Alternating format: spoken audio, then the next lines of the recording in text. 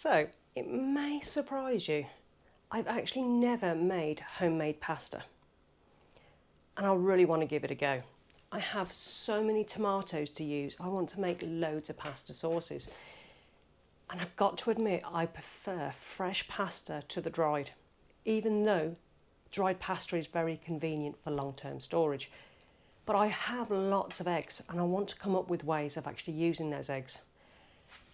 So, can I make pasta for the first time using one of these? This is just a relatively cheap one. It was only £30 from Lakeland.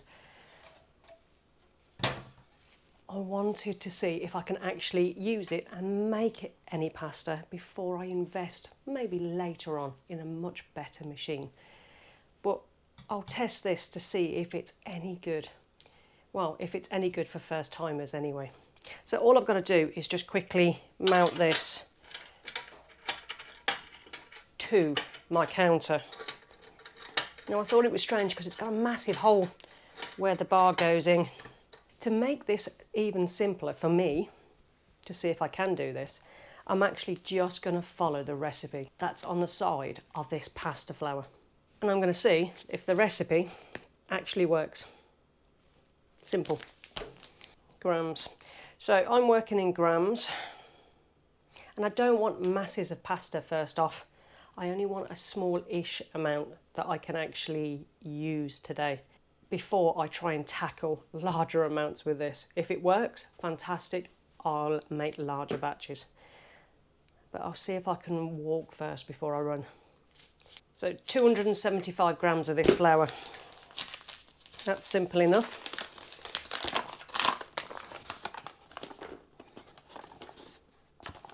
So that's my flour.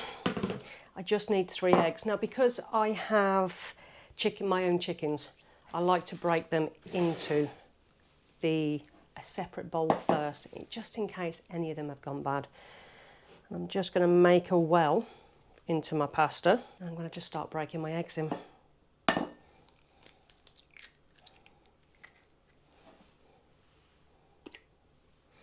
Now, if you have chickens at home, you're more likely to have little meat spots in your eggs. There's no harm to them. They're not going to do anything, but if you want to take them out, take them out. I learnt my lesson with the eggs a few years ago when I had to put in about 10 eggs into something, and the last egg that I put in was rotten and it ruined the whole batch. So now I do it this way. So apparently next I've got to whisk the eggs a little bit. Now I know there's loads of really good recipes out there, but I want to see how good this recipe is on the side of the packet. And I'm just going to start mixing in the flour, because I'm guessing that's how it is, to get those breadcrumby look, I'm assuming. I thought I would literally do not much research into pasta, just to see if a complete noob like me can make this. I'm going to see if I can get this together. What I am assuming, which is the same for any doughs or anything like that, if it's too wet, you add a little bit of flour. If it's too dry, you add a little bit of water. Now I wouldn't want to add another egg unless it was exceptionally dry, because there's an awful lot of water content in that egg. And the problem is with homemade eggs, if a recipe calls for large or small or medium eggs, you never quite know what you've got from your own chickens. I actually think this is okay to knead out. So I'm going to treat it exactly how I would do it normally. Very little amount of flour on the table, because I don't want to over dry the dough. And I'm just going to knead. But to be honest, it's not good watching. So I'll get back to you after I've got a dough. That's about 10 minutes of kneading. And I think that's okay. But we'll give it a go. But before we do anything else, I've got to rest this for 30 minutes and wrap tightly in cling film. So 20 minutes has passed. Now I broke off a little bit of the pasta dough at the beginning because on the instructions on the machine it says to run some scraps of dough through the machine to pick up any dirt or anything else. And surprisingly, there was some little bits of shiny material that actually came off the rollers. Now, I don't know whether this is a common thing. It could be like the nickel-y kind of plating that they put on the rollers. But this has gone through multiple times now on all the settings, just to make sure that I've picked up any of those bits. But it will be something I'll be checking the dough afterwards to see if there's a long-term issue or not. Now apparently I need to flour this a little bit. So I'm going to have a little bit of flour there and some more to the side. And you flour either side of the actual thing. It does say to flour the rollers too. So I'm just going to sprinkle a little bit on there. So I'm going to start passing this through the roller. And I'm guessing I'm going to have to flatten it out a little bit to actually start getting it through.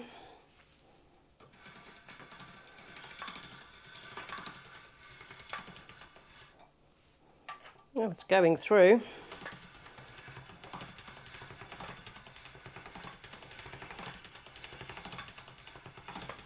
Maybe I should have done it a bit thinner first.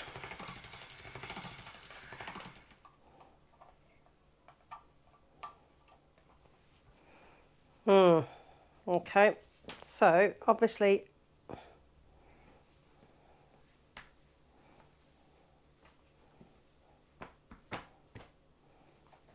it's sticking together a little bit. So obviously I've got to make sure I'm guiding it through by the looks of it.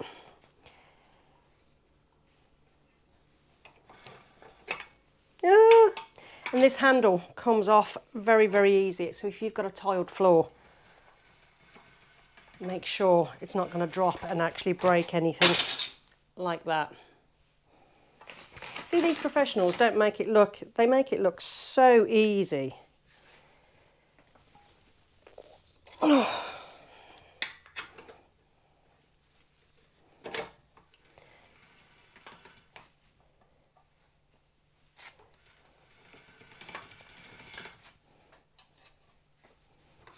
Wonder how much dusting you actually need.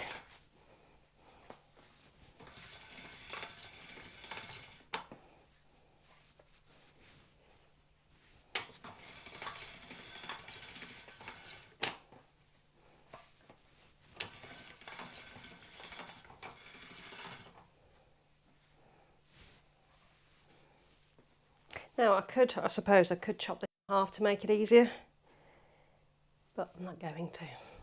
I'm going to see if I can carry on doing it. But what I am going to do is dust it a little bit with a bit of flour. This actually might help it a little bit, I'm guessing. So I'm going to pass this once more through.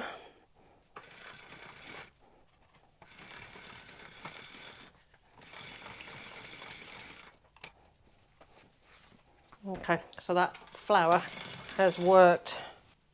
And apparently, you half it and put it through again. Let's give it a go. This just feels so wrong.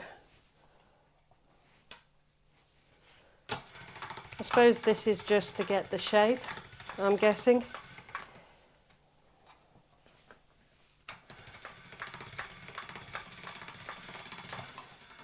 Okay, a little bit of flour. I don't want to use too much. So I'm going to knock this down to the next setting.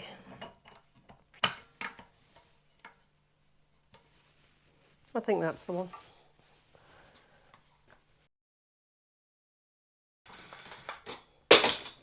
That handle is going to drive me nuts. Don't know whether it's because it's a cheap machine or whether the more expensive ones do that, but it is really, really annoying. I haven't quite worked out to use it left-handed or right-handed. Okay, that's multiple times through that one.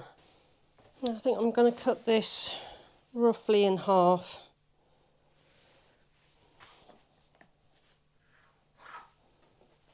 Maybe it'll be a bit more manageable.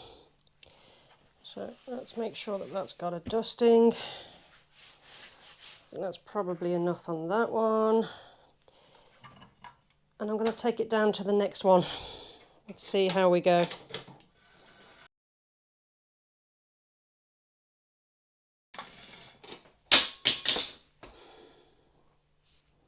You'd think it'd have a slight locking mechanism on it. It's really frustrating. And I think I'm going to go one more. Oh, this is when I'm starting to not go straight.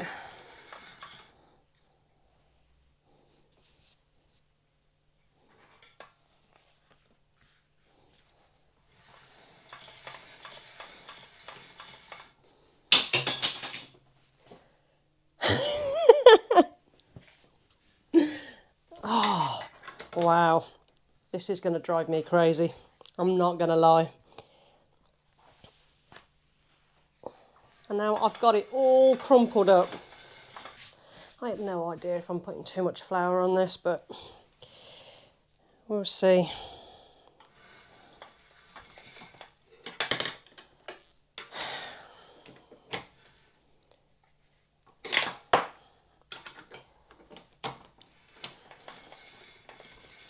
If I didn't have to concentrate so much on the handle not dropping on the floor, I think it would make life a little bit easier. But for a £30 machine, I'm actually okay with it, I think. Now that's the thinnest I'm going to go with that one. So let's just pop that one there and run this one through too. Now again, this is not a how-to guide in any way, shape or form. And I've just managed to put the other end in. I just want to see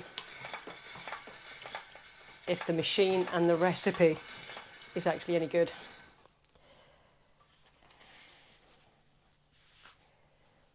Okay, I'm actually scared to do any more of that one. So that one's going to stay there too. And it's just this larger one again, which again I'll cut in half and pass it through after the first go. Oh, it's just chewing it up.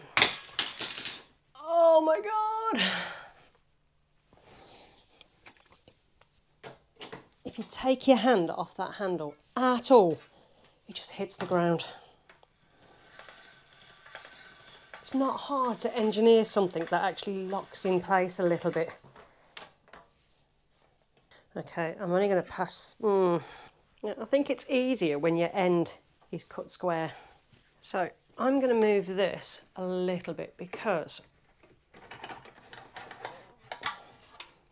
the actual... This video should be titled how many times I can drop a handle off a pasta machine in the space of a few minutes. Now I know there's probably more expensive pasta machines out there that don't have collapsing handles all the time or falling handles all the time. But I wanted to see if you can buy a good pasta machine for £30. It's okay. I think once you get used to it, it may not be so much of an issue. I've got 3 blades on this. Tagliatelle, linguine and spaghetti. So I'm going to do some tagliatelle first. Attempt to do some tagliatelle first. Now, I don't know whether you're supposed to leave these for a little bit. No idea. But it doesn't say you do. And I'm just going to do as I'm told. So, through the blades.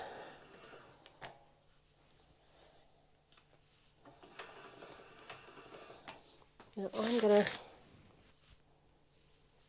add a little bit of flour. Again, I have no idea whether that's right or not. Now the one thing I don't like, because this clamps onto the edge of your table, and when you're cutting your pasta, it tries to fall off the edge of the table. So maybe it needs to have a wider clamp so it actually goes onto your table a little bit more.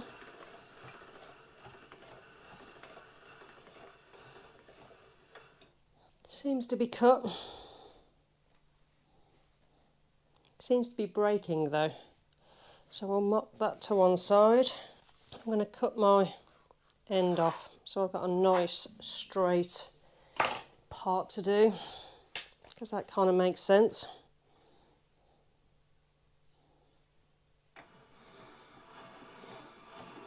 Now this should be wide ribbons.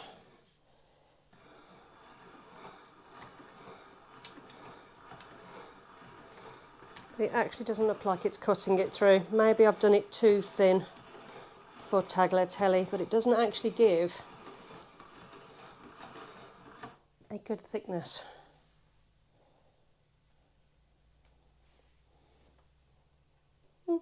Not too bad.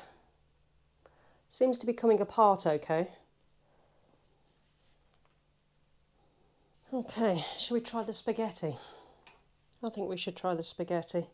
I'm actually going to cut the end off of this one so it's a bit easier. Now that seems to be a little bit more breakages, to be honest. So maybe not so thick with the initial rolling. I'm going to take that out before it hits the floor.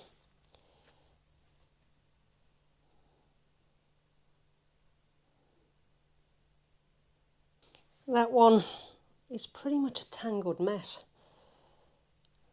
I don't know whether it's something I've done. So my verdict on this particular machine, maybe a great starter. Annoying handle, really annoying handle. Easy enough to adjust. Could do with having a clamp that goes a bit further into the table, so you're not actually, when you're cutting, ending up quite close to the edge. But I think it should be okay. You can't wash it. You can't use water or anything like that. So it's a little, I'm going to get myself a brand new paintbrush so I can actually flick anything out, clean it up that way. I think with a bit of practice, I can get this to work just about right. Are there better machines out there? Most definitely. But for £30, it'd be very easy for you to start making your own pasta. I think looking at the actual pasta shapes, I think the tagliatelle is probably the best. Now, I understand it could be down to my actual dough making skills as well. I wanted to see if I could do this just by following some basic instructions either on the side of the flour packet or the machine itself. The spaghetti, I'm not convinced that that's not going to be a massive sticky mess at the end of it.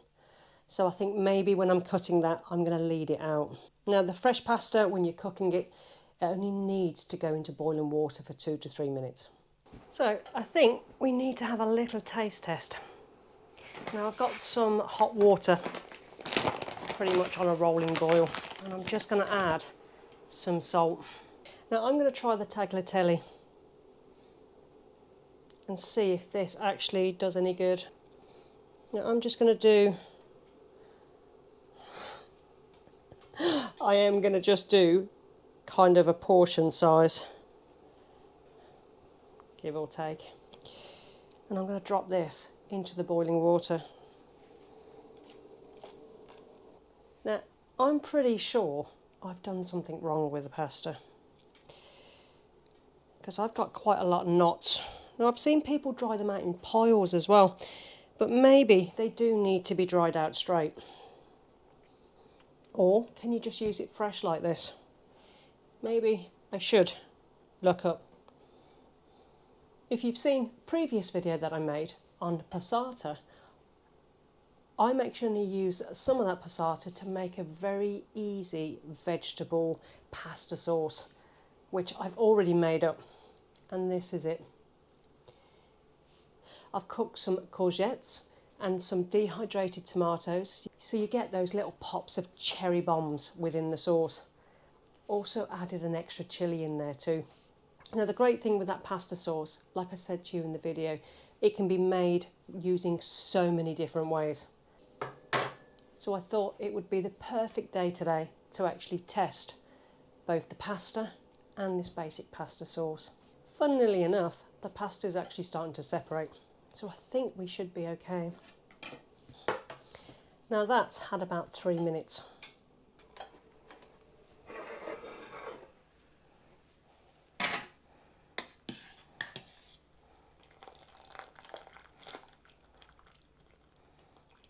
Now I'm going to tell you how it is. No matter what the taste, I'll be completely honest.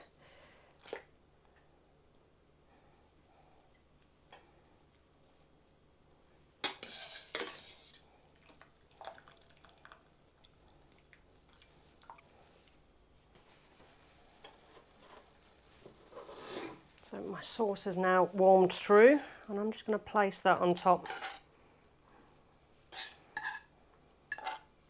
Now, the pasta's much paler.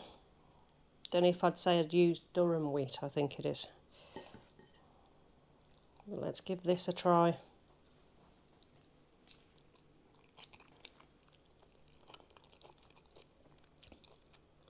Oh wow, okay. It's really, really nice. Really silky smooth too. And I'm not going to lie, the little silky hit from that passata sauce is so nice. With those little, with the chili warmth that I've added to it as well. The little crunch of the courgette. And those little sun-dried tomatoes that I did in the dehydrator adds an intense flavour of tomato throughout. Definitely, I think definitely I'm going to make this again. Now, making this pasta wasn't actually that hard. I think once I get to grips of using that machine, I think it will be all right. And there is so many different recipes out there to give a go. Why don't you give pasta making a go? There is so many different varieties. I think I'm going to actually make some ravioli and lasagna sheets and give a go at some of the other pastas that you can actually make. A substandard pasta making skill. I've actually managed to create something that's incredibly tasty. So what can I test next? What's something that I haven't done before? I'll have to have a think and bring you that in another video. Any ideas for future videos or any ideas for pasta recipes, different ways of doing it, throw them my way in the comments below. It's always appreciative. But to the answer of my title, can a total noob make pasta? Well, it seems that way they can. It's not as complicated as you may well have thought.